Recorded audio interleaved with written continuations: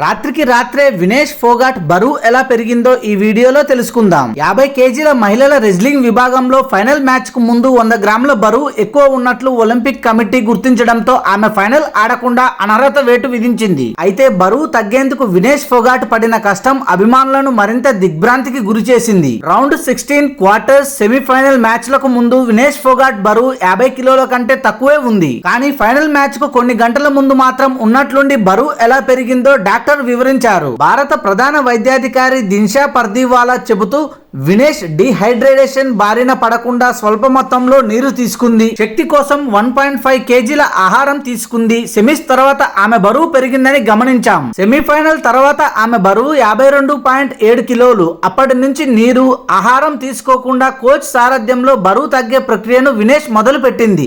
రాత్రంతా బరువు తగ్గేందుకు అన్ని రకాలుగా ప్రయత్నించింది. ఉదయానికల్లా ఆమె బరువును 50.1 కిలోలకు తగ్గింది. కానీ మిగిలిన 100 గ్రాములు తగ్గించడానికి సమయం మిగల్లేదు. కానీ కొన్నిసార్లు పోటీలు పూర్తయ్యాక తిరిగి బరువు పెరుగుతూనే ఉంటారు. చివరకు పోటీలు పడే అవకాశం లేకపోగా వినేష్ నీరసంగా కనిపించడంతో ముందస్తు జాగ్రత్తగా ఆమెను ఆసుపత్రికి తరలించామన్నారు. ఈ సంఘటన తర్వాత గుండె పగిలిన వినేష్ రెజ్లింగ్ కు రిటైర్మెంట్ ప్రకటించింది. Thanks for watching this video. For more interesting videos please do subscribe.